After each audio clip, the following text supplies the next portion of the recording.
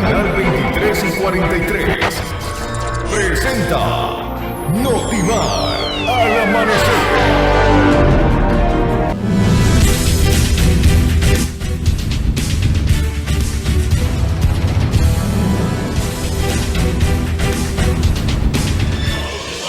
Muy buenos días, amables televidentes, bienvenidos a una edición más de Notimar al amanecer. Hoy empezamos rápidamente con la información de las últimas 24 horas. Y atención, el día de ayer se generó una polémica debido a unas fosas que supuestamente iban a ser para fosas comunes de cadáveres. Ante ello, el dueño de este terreno en Tachina se pronunció al respecto y aclaró esta situación. Efrén Ortiz Mosquera, ya que el día de hoy en un medio de comunicación se ha denunciado que en un terreno de su propiedad, junto con el municipio de Esmeraldas, se estarían construyendo fosas comunes para ser utilizadas para los fallecidos del COVID-19. Bueno, primero, gracias por la entrevista y luego para expresar mi enorme preocupación por la forma en que se maneja la información. En primer lugar, me parece que el video que se publica, como lo reconoce el mismo periodista, está dentro de una propiedad privada. Y él como periodista sabe que es un delito entrar a hacer filmaciones dentro de una propiedad privada. Él debió, y sabiendo que era una propiedad privada y que el dueño es morador de Tachina, él debió de acercarse a la fuente y preguntar qué se está haciendo allí. Y para la tranquilidad del pueblo de Tachina y de Esmeraldas, efectivamente, a mí sí me solicitaron permiso para hacer calicatas en mi terreno, porque resulta que ahí hay un material pétreo específico que sirve para hacer filtros biodegradables, para hacer filtros que se necesitan en el manejo de los desechos sólidos en el basurero. Entonces, esas perforaciones que existen allí se llaman calicatas, técnicamente se llaman calicatas. Y entonces el tema es que simplemente hacen especulaciones pensando que son fosas.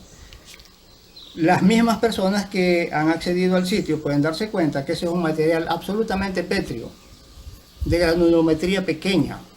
Eso sirve para hacer filtros. Y para eso el municipio me pidió permiso a mí. Expresamente para eso.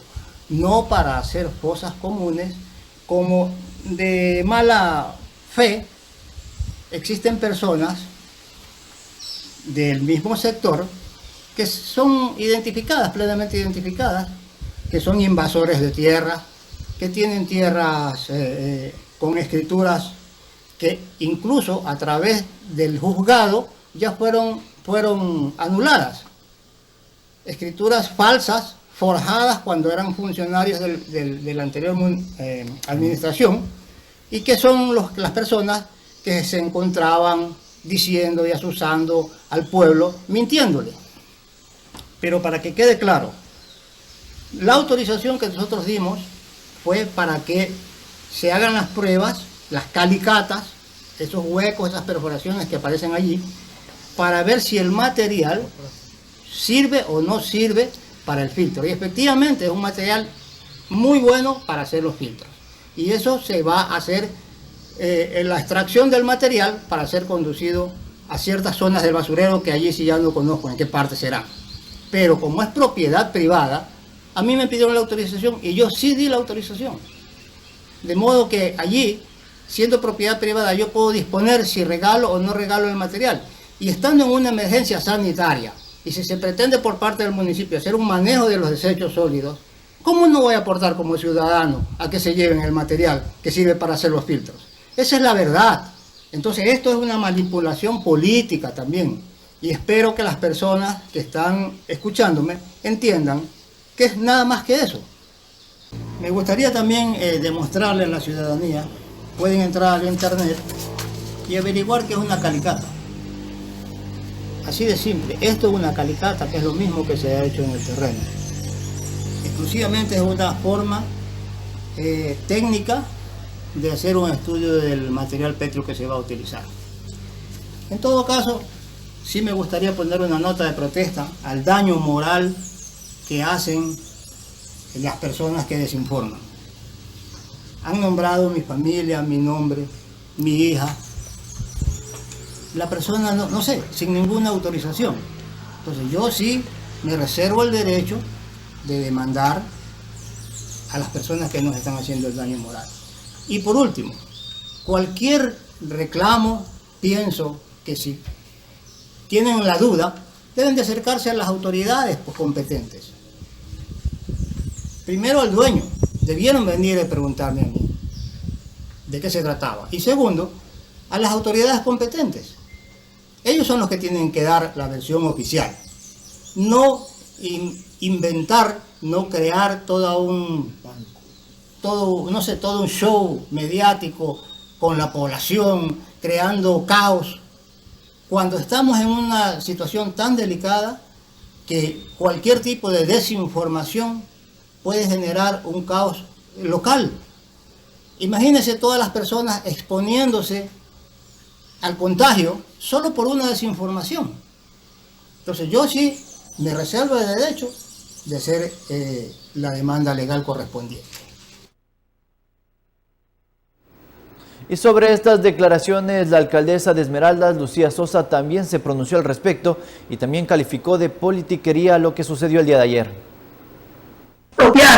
Y no es que no necesitamos un cementerio, pero no es un cementerio de huecos o de amontonar personas que perdieron la vida. No, necesito un nuevo cementerio porque el que tenemos para los que estamos viviendo no va a alcanzar. Y nos toca entonces ir más allá. Pero eso, diremos, aquí hay 5 hectáreas, 6 hectáreas y aquí vamos a hacer el nuevo futuro, el cementerio. Entonces, ciudadanía, ya lo conoces a los politiqueros y tú no te puedes crear cuentos. Y a la señora presidenta del GAT parroquial, ella tiene que tener la fuente fidedigna para que ella se pueda asustar. Y si aquí no ha habido nada, entonces yo no sé cuál es el susto. Y se aprovechan para algunos para hacer este tipo de cosas. Cuenten conmigo. Yo aquí no estoy para eso, sino por depender de mi provincia y en este caso la emergencia.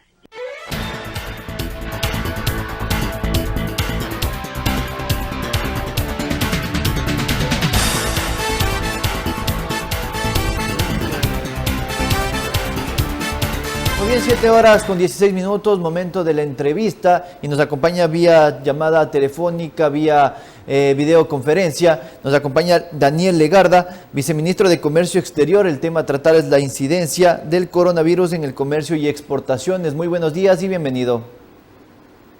Buenos días, Gustavo. Un cordial saludo a ustedes, a toda la provincia de Esmeraldas y a nivel nacional. Un cordial abrazo en este momento difícil que estamos atravesando como país y el mundo entero. Muy bien, Daniel, quisiera saber para empezar la entrevista y el contexto de cómo ha sido golpeado este sector, sobre todo por el coronavirus. Bueno, desde el Ministerio de Producción y el Viceministerio de Comercio Exterior que yo presido, hemos intentado hacer todas las acciones, implementar todas las acciones para lograr mantener la operatividad del sector productivo dentro de los que pueden operar, de las excepciones de los que pueden operar. Esto quiere decir que mientras tenemos el mensaje de quédate en casa, que es evidente que hay que cumplirlo y las personas que deben quedarse en casa tienen que hacerlo, o evitar salir en la medida de lo posible, debemos también comprender como ciudadanos que hay espacios y hay gente que debe seguir trabajando, que debe mantenerse operativa, porque hay alimento que debe seguir distribuyéndose y llegando a los mercados, igualmente medicinas, en algunos casos servicios y exportaciones. Estos son justamente los sectores que están determinados en las excepciones de las restricciones y que fueron establecidas desde el inicio en el decreto de emergencia y posteriormente en las resoluciones del COE nacional. Por lo tanto, hemos intentado, como digo, mantener acciones que permitan operativizar la logística, la producción de estos sectores para que llegue el alimento, no exista desabastecimiento. No hemos estado libres de problemas, cabe resaltar aquí, lamentablemente hemos tenido algunos problemas que sobre todo se vinculan hacia las disposiciones que los gobiernos autónomos descentralizados municipios y prefecturas han interpretado respecto a las disposiciones del COE, incluso cerrando algunas vías de cantones, lo que impide el acceso y el paso de productos y lamentablemente eso genera desabastecimiento en algún otro punto del Ecuador. El día de hoy tenemos producción, existe producción de alimentos, existe producción de medicinas, se han mantenido con las dificultades del caso, pero tenemos algunos puntos en el país en donde hay desabastecimiento porque se ha cortado la cadena de suministros. Estamos hablando principalmente de la ciudad de Guayaquil, y es aquí en donde hago un primer llamado, aprovechando y agradeciendo este espacio, para que los municipios, los GATS, las prefecturas nos ayuden a ejecutar las acciones que están establecidas en las resoluciones del COE nacional. A ningún momento el COE nacional ha dicho que las vías se pueden cerrar, que los accesos se pueden cerrar. Debemos entender que aquí se tiene que mantener cierta operatividad y las cadenas de abastecimiento de esas empresas. Vamos a poner un ejemplo clarísimo aquí. Tenemos empresas, por ejemplo, exportadores de frutas que van de alguna forma consolidadas. Para la consolidación de esta fruta se necesita pallets de madera. Los pallets de madera provienen de otras provincias, aparte de donde se empaca, que puede ser en Guayas, Los Ríos o El Oro. Y muchas veces se está interpretando la norma de tal forma que la madera no puede pasar. La madera es parte de la cadena de abastecimiento del banano y puede circular. Está permitido, puede circular, están en las excepciones, debe usar el salvoconducto, evidentemente, pero puede hacerlo. Igualmente el transporte de cacao, que es un producto muy importante para la zona de Esmeraldas, al igual que la palma. Al ser no solo alimento, sino también cadena de exportación, está permitido que pueda circular y pueda exportarse o pueda ir a la industria donde tiene que procesarse, porque no podemos darnos el lujo como país, sobre todo de esta última parte, de parar exportaciones, ni tampoco de parar el abastecimiento de alimentos internos. Nuevamente aquí el llamado a los GATS, a los municipios y a la población en general para que nos ayude, porque si cerramos una carretera, si cerramos un acceso a un cantón, lejos de ayudarnos, estamos complicándonos mucho más como país. Daniel, con respecto a eso, sobre todo teniendo en cuenta, ¿se están realizando mesas técnicas de observación y monitoreo en diferentes sectores productivos? Permanentemente. Y es por eso que hacemos este llamado, porque estamos permanentemente recibiendo las alertas y también destrabándolas, ¿no?, en cada uno de los sectores. En Esmeraldas, por ejemplo, los sectores de palma, madera, cacao han sido los que han generado de alguna forma alerta. Aquí en relación al comentario anterior, hay que tener algo en cuenta. El esfuerzo de los municipios, el esfuerzo de las autoridades municipales debe estar enfocado muchísimo en evitar la aglomeración de personas. Desde el punto de vista de los expertos, los epidemiólogos y doctores, estos son los principales focos de contagio. ¿Y de cuáles son esos lugares? Ya lo sabemos, son mercados, plazas, son terminales terrestres, centros donde normalmente hay mucha acumulación de personas. Al contrario, al cerrar el carretero para un camión que ni siquiera va a parar en el cantón, sino que está pasando de una provincia a otra, de un punto a otro, eso tiene un bajísimo riesgo de contagio. Por allí no van los esfuerzos que debemos enfocar como municipios. Pero como digo, las alertas se están levantando y estamos permanentemente en contacto con las autoridades, pero pedimos esa ayuda para poder continuar movilizando alimentos, medicinas, en algunos casos servicios y evidentemente exportaciones, porque al ser una economía dolarizada no podemos darnos el lujo de no exportar. Esto sería aún más grave para nuestra economía de lo que ya es en la actualidad el tener restringidas muchas actividades. Es importante lo que usted acaba de mencionar con respecto a los corredores logísticos para que los productos puedan llegar a sus destinos. Algo muy importante también, quisiera saber cuáles han sido las pérdidas económicas. Según podía escuchar una entrevista el día de ayer, sobre todo a Ontaneda, que estimó que el impacto económico en la materia productiva es muy grande, es bastante, y no solo aquí en Ecuador, sino en el mundo entero. Por supuesto, es un golpe económico enorme para el mundo. Cuando estamos hablando de restringir actividades, esto tiene una implicación económica. Las empresas que no están operando, que cierran, no tienen ingresos. Si no tienen ingresos, va a ser complicado que paguen completamente su nómina y hay que encontrar fórmulas para que aquí exista, por un lado, el sostenimiento del empleo, pero por otro lado también el sostenimiento de la empresa. Y yo creo que debe haber un entendimiento de todas las partes aquí. Empresarios respecto a que detrás de un salario no solamente está una persona, sino una familia. Los trabajadores también entender que si es que solamente exigimos y no entendemos que al no haber ingresos en la empresa va a tener complicaciones y la empresa puede tener problemas incluso de cierre. Entonces, creo que los empleados también deben tener niveles de flexibilidad en esto y, por supuesto, las autoridades que están llamadas a enfocar sus esfuerzos y dar las mejores alternativas para que la actividad económica en su conjunto subsista. Aunque todavía se espera una evaluación completa, porque recordemos que ya vamos en la cuarta semana de cuarentena. Así es. Y está previsto que sea hasta este domingo, pero las autoridades del COE son las que definen finalmente cuándo se podrán levantar las acciones. Sin embargo, esto ya tiene una implicación fuerte, ese cierre de ventas, esas ventas que no se han realizado durante estas 3 y esta será la cuarta semana, tienen ya una implicación sobre la producción nacional, sobre el PIB. En el mundo se espera una recesión en este año, una recesión económica, y Ecuador no es la excepción.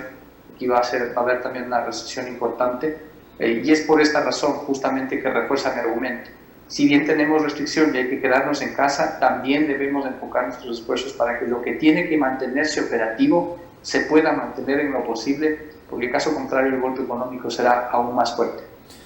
Viceministro, ¿qué medidas se han planteado para resolver o después de este impacto del coronavirus, qué medidas se piensan tomar al respecto? ¿O se están planteando?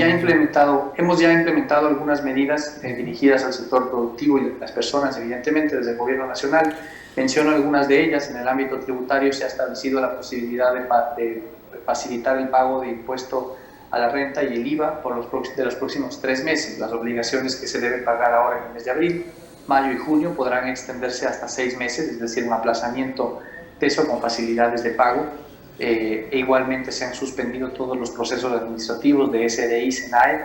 En el ámbito laboral tenemos los acuerdos ministeriales que han salido que permiten o una reducción de la jornada o una adaptación de las horas de trabajo también, e incluso acordar entre las partes, entre trabajadores y empleadores, un cronograma de pagos, un cronograma para el pago de obligaciones de acuerdo a la recuperación de las horas de trabajo que se vaya implementando. Aquí entra nuevamente el entendimiento que debe haber entre empresarios, trabajadores, y la autoridad creo que allí está haciendo su parte para poder tener el mejor de los escenarios, que es sostener el empleo, pero también es sostener empresa. En otros ámbitos lo que se han implementado son igualmente facilidades en términos de administrativos, evitar cobros innecesarios, agilizar tiempos.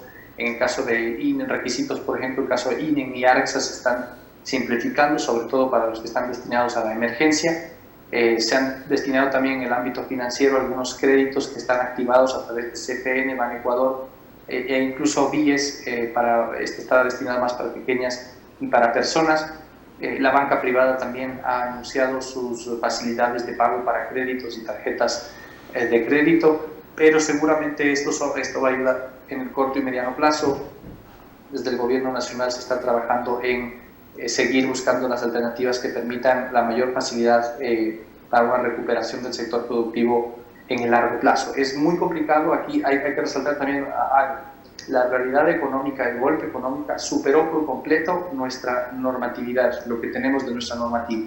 Con esto queda demostrado que, por ejemplo, en el ámbito laboral, nuestra normativa es muy caduca y no permite atender, no tiene la amplitud necesaria para atender situaciones de esta naturaleza. Nuevamente un argumento adicional por el cual esa normativa hay que revisarla con el objetivo de, 1, garantizar que se sostiene el empleo, pero 2, que también crece la actividad económica. Eso por mencionar un aspecto, pero creo que de aquí hay mucho por hacer, mucho por corregir de las distorsiones que tiene nuestra economía, y ojalá que veamos esto como una oportunidad para justamente entablar esas correcciones. Precisamente eso es lo que se busca, también estabilidad económica. El día de ayer yo pude estar leyendo un poco y decían que las exportaciones se verán realmente afectadas en el mes de mayo o abril incluso. Ante ello, ustedes ya tienen un plan preparado, me imagino, y sobre todo para que este sector esté más tranquilo, también podría decirse. Mira, las exportaciones dependen del mercado mundial. Lo que nosotros podemos hacer es facilitar la logística, facilitar las condiciones, dar los mejores instrumentos al interno, como los que ya he mencionado, desde el ámbito tributario, las facilidades, en lo laboral de igual forma. Al momento el comercio mundial se ha visto afectado, las exportaciones no han sido la excepción. En el caso de Ecuador, la mayor afectación ha venido por el lado de las importaciones. El volumen de importaciones es el que más ha caído. Y esto se entiende porque hay más actividades que no pueden operar, que están dentro de la restricción y que están vinculadas con las importaciones. Pero también se ha registrado una baja en el volumen de transacciones de exportaciones. Aquí hay productos y productos, por ejemplo, banano y camarón continúan teniendo pedidos y una demanda. Esto es importante y hay que seguirla surtiendo. Permite generar ingresos de divisas, de igual forma como otros productos alimenticios. En casi todos hay una afectación de precios, han bajado los precios. Cacao es tal vez el caso más importante, en donde al ser un commodity que está vinculado con las compras de grandes empresas y que se vincula a las bolsas de valores también, ha tenido una caída importante. Esperamos que eso se recupere en las próximas semanas. Otros productos, en cambio, no han podido exportarse. Por ejemplo, algunos no tradicionales de industrias como madera, como productos de metal, como productos de línea blanca, cerámica, etcétera, porque las plantas de producción de estas empresas están paradas. Y en otros casos tenemos un cierre de mercado porque evidentemente no se está demandando esos productos en la actualidad. Ejemplo, flores. Al ser considerado un producto suntuario, al momento el mercado de flores está muy disminuido, ha disminuido un 80-90%, se sigue surtiendo pero muy poco, y eso evidentemente genera un problema para las empresas y los trabajadores del sector. Algo similar sucede con el turismo, desde el punto de vista de la exportación de servicios, que también se ha visto golpeado por esa misma característica. ¿Alrededor de ustedes tienen algún balance con respecto a las pérdidas económicas que se han generado? ¿Tienen algún valor económico que se ha hecho el impacto que ha tenido el coronavirus? Estamos terminando de evaluar. Hay que señalar que esto es dinámico porque cada semana entran la decisión sobre si es que esto se mantiene o no. Es decir, hay esa incertidumbre que es propia del mismo proceso, no solo aquí, sino en el mundo, pero estamos evaluando más o menos entre la actividad las ventas en la primera, segunda semana que se han cerrado las ventas, vamos a decirlo así, han caído un 60% a nivel nacional por los sectores que no pueden operar, 60-70%. Esto tiene implicaciones importantes, por eso mencionamos que estamos completando estas evaluaciones para saber exactamente cuál puede ser el impacto, pero es un impacto que es dinámico porque cada semana, en base a las decisiones, se va sumando un poco. El golpe económico es muy fuerte, creo que eso es importante que como ecuatorianos estemos todos conscientes que ya veníamos con un problema económico, con esto el problema económico se vuelve muy grave para nuestra economía y se van a implementar todas las medidas necesarias para la recuperación económica. Tal vez aquí señalar que si es que hubiéramos tenido fondos de ahorro, si es que hubiéramos tenido una contingencia, que no nos hubiéramos gastado como país todo el petróleo, estuviéramos en mayor capacidad de responder a esos desafíos. Pero lamentablemente nos gastamos todo lo que teníamos e incluso lo que no teníamos. Y eso hoy día se está viendo la mayor implicación. Ojalá no volvamos a cometer nunca más estos errores como país, porque las consecuencias de esto pueden ser muy graves. Así es, viceministro, y sobre todo tomar en cuenta estas declaraciones. Muchísimas gracias por acompañarnos. Nos acompañó Daniel Legarda, viceministro de Comercio Exterior, y nos habló sobre la incidencia del coronavirus en el comercio y exportaciones. ¿Alguna aclaración más, sobre todo, y algún mensaje a la ciudadanía que quiera dar para terminar la entrevista? Un importante mensaje. Estamos atravesando, como hemos dicho, por un momento muy difícil, pero justamente en los momentos difíciles es en donde debe aflorar lo mejor de cada uno de nosotros. La única forma de salir adelante es trabajando en conjunto. No son momentos de señalamientos, no son momentos de acusaciones, no son momentos de peleas, mucho menos en el ámbito político. Hay que trabajar en conjunto para salir de este duro momento que atravesamos como país, como región y en el mundo, evidentemente. Muy bien, muchísimas gracias, viceministro. 7:32. Momento de irnos a una pausa comercial. Al volver estaremos con más entrevistas. Ya regresamos.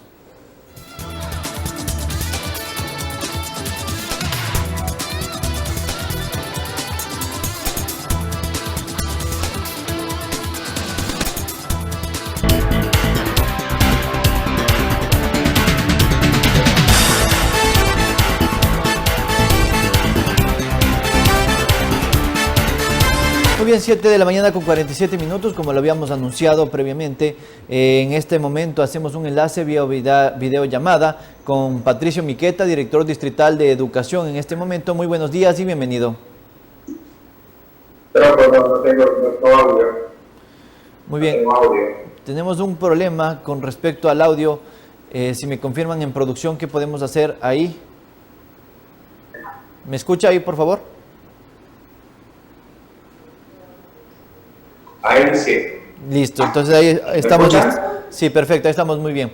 Muchísimas gracias por acompañarnos y sobre todo tener en cuenta las diferentes gestiones que vienen realizando con respecto a la Dirección Distrital de Educación aquí en Esmeraldas. Se ha informado que ya se dará inicio las clases, sobre todo en la región costa, sobre todo. Confírmenos sobre eso y sobre todo cómo se está planteando. Sí, señor Presidente, muy buenos días. Gracias por permitirme dirigirme a la ciudadanía esmeraldeña. La verdad que la señora ministra nos indicó que el calendario académico para el año 2020-2021 arranca a partir del 4 de mayo, día en el cual empieza todo lo que es la región costa y Galápagos, donde tomaremos nuestras actividades de forma regular. Lo digo regular, desde cada uno, desde su lugar de residencia, desde su vivienda, siempre, una vez que ya hemos comenzado a hacer contacto con cada uno de los padres de familia y los profesores con cada uno de sus alumnos, para comenzar a ver qué herramientas tecnológicas vamos a utilizar para poder tener la conectividad con ellos. Algo muy importante, y ya lo habíamos conversado previamente en emisiones anteriores con usted mismo, es sobre la capacitación que habrá a docentes. ¿Cómo se está manejando eso? Bueno, en días anteriores el Ministerio de Educación hizo capacitación a los diferentes directores mediante las TICs del distrito, y con ello también bajó y se hizo la capacitación a los docentes para poder utilizar el WinTips, que es la herramienta con la que vamos a trabajar para hacer la capacitación docente. Y aparte de eso, tenemos en la página del Ministerio anclada una plataforma en la cual para que el docente pueda ingresar y autoprepararse con las herramientas tecnológicas que puedan usar, que puedan él ver y necesitar para esta educación vía electrónica. Y correspondientemente a los temas que tienen que ver con acuerdo del cronograma académico, ¿cómo se está manejando? Además, si serán solo refuerzos o también se contarán con algo más. No, por el momento vamos primero a hacer una inducción a la utilización de las herramientas tecnológicas, ¿verdad? Para que se pueda manejar adecuadamente. Las primeras semanas de clases lo haremos para identificar qué metodología, qué herramientas, el modo de operar con todas ellas para poder tener un enlace adecuado. Se va a hacer una retroalimentación de conocimientos. Con eso permitiremos que el alumno no entre a nuevos conocimientos, sino reforzar y mejorar y actualizarse cómo y con qué compromiso han llegado con la institución para poder hacer o implementar la plataforma tecnológica con la que van a trabajar. Una vez que ya tengan el dominio de esta plataforma en las tres primeras semanas, ya arrancaremos con los conocimientos en vista que ya el alumno va a manejar y a dominar la plataforma con la cual se van a trabajar. Algo muy importante aquí, por ejemplo, en la región Sierra, el día de ayer pude conversar ahí, yo tengo una hermana, y me decían que le están mandando deberes con una plataforma Zoom. Es la plataforma que precisamente estamos utilizando en este momento, pero piensan dar clases de esta manera también en la región costa. Es un poco complicado porque teniendo en cuenta no todo el mundo tiene el acceso a internet, y no sé cómo estará aquí también planteado aquí en los diferentes colegios o escuelas para que estén preparados tecnológicamente también. Así es, usted lo ha dicho.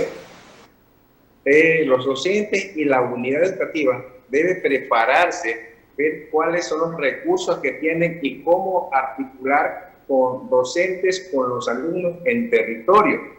En el caso de que no tengan la capacidad para poder hacer el enlace con una plataforma, tenemos que utilizar, aquí viene la tecnología, utilizar a los padres, porque cuando se matricula o entramos a estas unidades, tenemos un teléfono móvil de contacto. tenemos un WhatsApp donde podemos hacer llegar la información a los padres para que los padres, como también estamos dentro de los hogares en este momento por la restricción de no estar trabajando en la calle, ¿qué va a lograr? Que también el padre se involucre en este proceso de adaptación a esta nueva metodología dentro del proceso de enseñanza, aprendizaje del alumno. Entonces, la herramienta la va a definir la estrategia que se va a utilizar la unidad educativa en función a la capacidad que tenga el alumno o el profesor con el alumno dentro de su hogar, sin quitar de que si no tiene el internet, tampoco podemos mandarle a que vaya a buscar, más bien que utilice los libros del año anterior para reforzar su educación de lo que no alcanzó a ver o que le lleva algún vacío para que él pueda tener dónde buscar la información. Con respecto a otra pregunta y teniendo en cuenta esto del inicio de clases, quisiera saber cuál es el número de estudiantes que se registran en el sistema de educación en Esmeraldas, en el cantón, más que todo. Tenemos alrededor de 75,000 alumnos que son los que se registran en el cantón de Esmeraldas con 153 unidades educativas de fiscales, particulares y comisionados. Muy bien. Y otro tema también de interés para la ciudadanía es sobre el tema del examen remedial y el de gracia. ¿Cuál sería la modalidad que van a utilizar ahorita?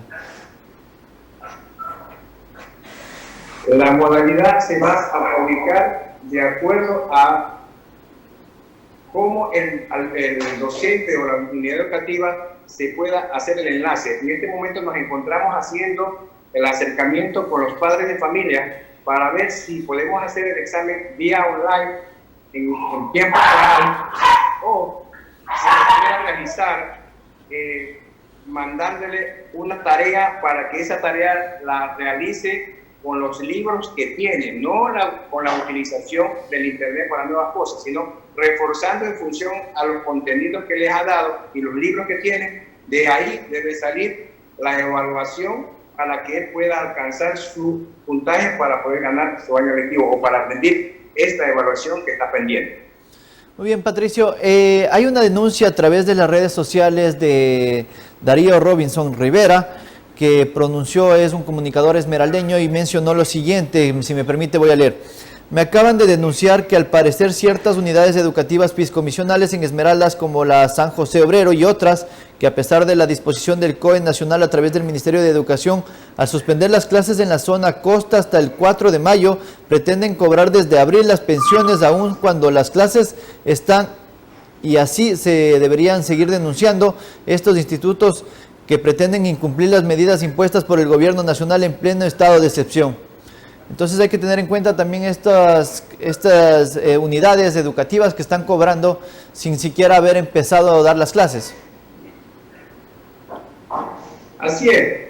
La verdad que el año lectivo empieza el 4 de mayo. Conocemos que las unidades particulares y comisionales hay que cobrar el año lectivo de 12 meses a 10 meses. Estos 10 meses, si empezamos el año lectivo en mayo, debería correr de mayo hasta febrero.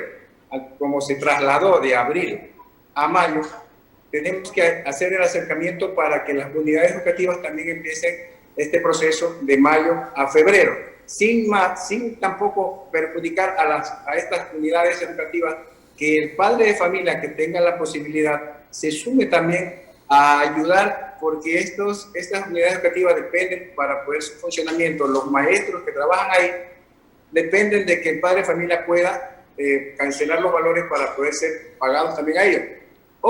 No en el mes de abril.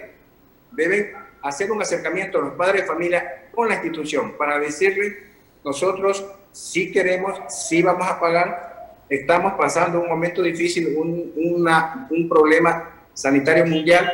Entonces, esta alerta no nos ha permitido tener los recursos para cancelar a partir del mes de abril. Pero como el año lectivo arranca en el mes de mayo, a partir del mes de mayo hasta el mes de febrero se va a hacer las cancelaciones, que no significa que el que no paga mayo o junio no va a tener el acceso a las clases. Sí lo va a hacer. Lo que queremos es que el padre de familia también ayude, se comunique con la unidad educativa, dígale, aquí estoy. Yo comprometo a cancelar, porque es un compromiso adquirido que tiene el padre de familia con la unidad educativa donde sus hijos están estudiando.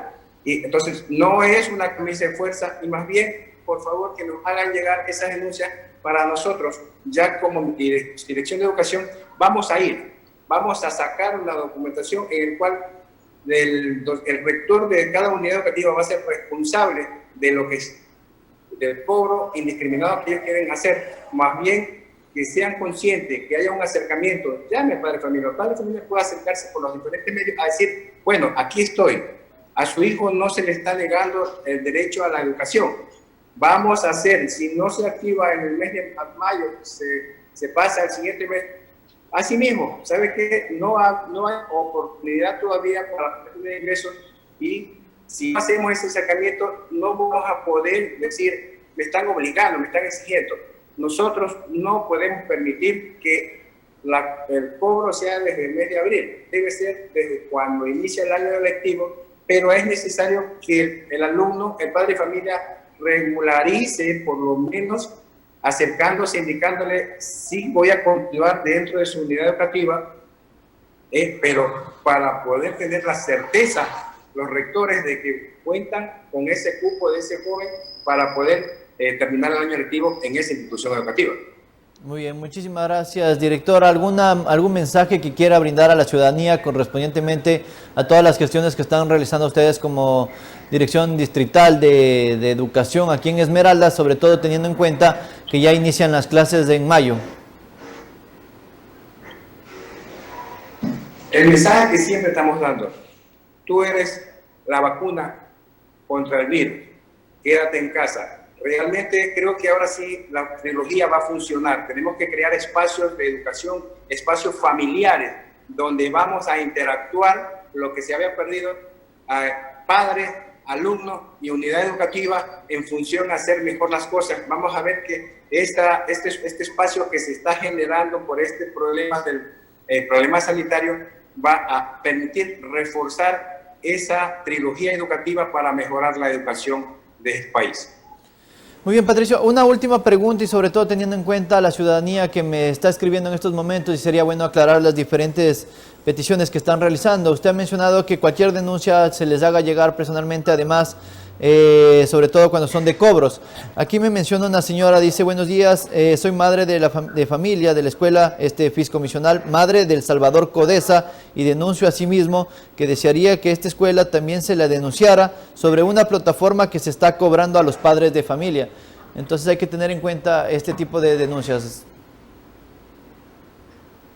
Así es, muchas gracias. Por favor, la denuncia no es que deben acercarse, debe hacer acercamiento vía teléfono, vía WhatsApp. Hay algunos teléfonos que están ancladas en la página para que nos hagan llegar, y así nosotros poder tener conocimiento de lo que está pasando para inmediatamente activarnos y solucionar este problema, porque eso es a lo que nos dedicamos. Tenemos que garantizar que la educación esté acorde a las necesidades del joven y evitar que haya especulación en los cobros indebidos dentro de la unidad educativa, ya que tenemos un reglamento, una ley que nos lo permite, como es en el artículo 140, que regula todo lo que se refiere a uniformes, libros, compra, costo de toda la situación. Entonces, gracias a este tipo de denuncias, nos informan y nosotros podemos tomar cartas en el asunto inmediatamente para poder actuar en función de la educación del Estado. Muy bien, muchísimas gracias, director Patricio Miqueta, informándonos sobre las diferentes gestiones que vienen realizando como Dirección Distrital de Educación aquí en Esmeraldas, además aclarando algunas dudas de la ciudadanía correspondientemente al inicio de clases y los cobros que se realizan en las diferentes unidades educativas. Muchísimas gracias por acompañarnos. Momento de irnos a una pausa comercial. Al volver estaremos con más información, ya regresamos.